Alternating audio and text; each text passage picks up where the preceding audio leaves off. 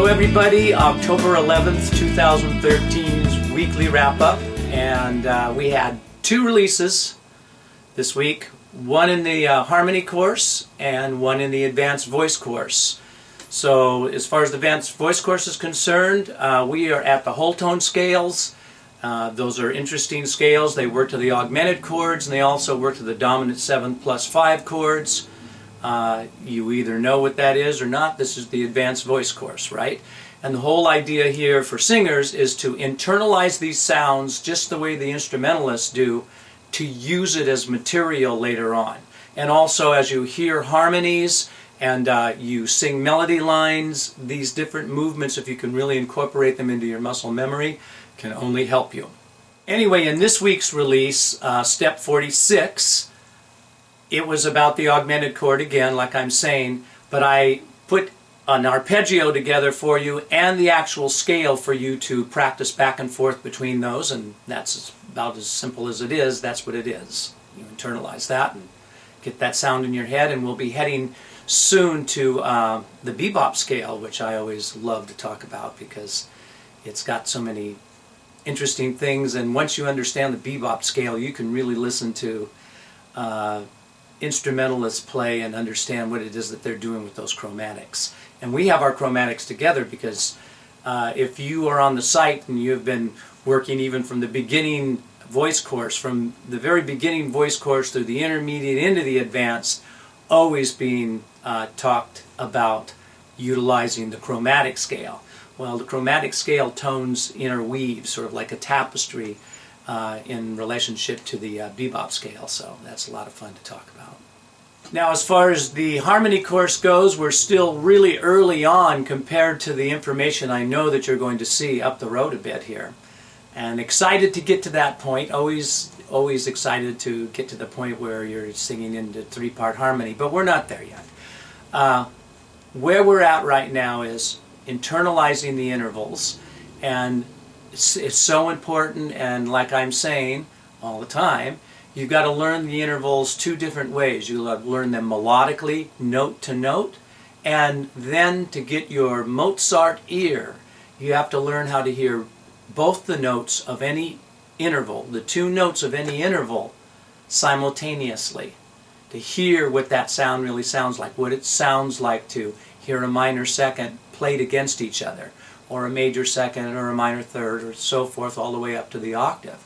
And the more you listen to these intervals played that way, the more you become accepting to what harmony really is. Because, you know, we all know that, or a lot of us know, that the notes stack in thirds on top of each other, and they're what's known as major and minor thirds, and those are real common harmonies.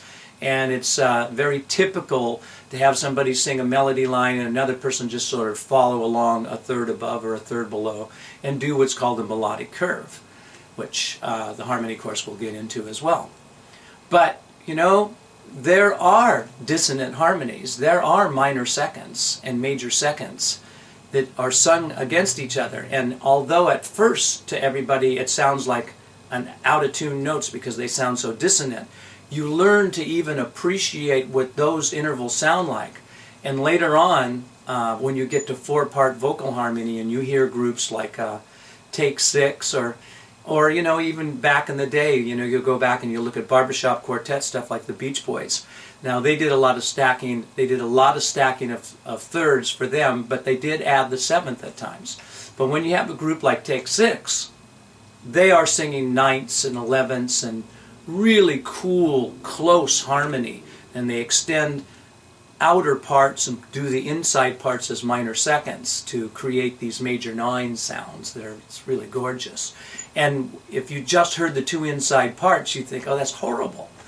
Again, I will show you more of that in the harmony course as time goes on, because what starts off to sound so dissonant and so wrong when you put a couple of other parts around it, blooms into something that's fantastically beautiful. Anyway, you have to learn how to accept all of the intervals, minor seconds, major seconds, and you have to learn how to hear them. And that's kind of where we're at in the harmony course right now, just getting real thorough in relationship to internalizing the intervals. So everybody on the site, if you are working on the harmony course, stick with it and get those intervals down. Super important. And this week's musical tip. Well, you know, I have people asking me all the time, and I get different questions depending upon if it's a female or male singer in relationship to power and how it's used and what you should do and what you shouldn't do. For the guys, there's a point in time where I always have everybody in the beginning sing a little easier to balance things out in their larynx, not push pressure too hard through the vocal cords. And at that moment in time of development when I'm working with the student, I always start getting questions like, yeah, but this is kind of wimpy, or I want to sound more powerful, I want to sing rock, and I want to sing with passion and power.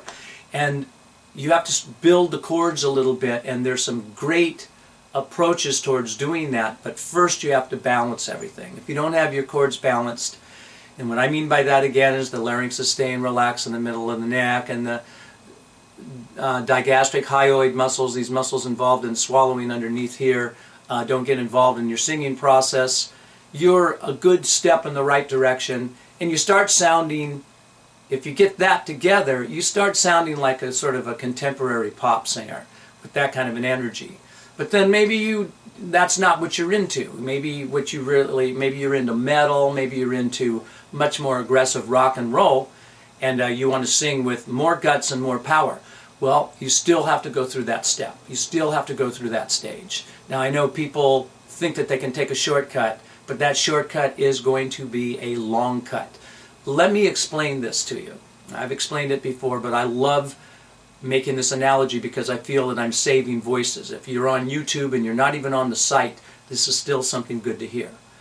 So the way our vocal cords work, they're housed in the same area of our neck as where our Adam's apple is at, right here. And I'm going to make like this right here is the trachea, the windpipe, and the lungs are down here, and they're pushing up underneath against the vocal cords. And the vocal cords are resisting the air and simultaneously stretching and then even dampening down as they go from lower to higher.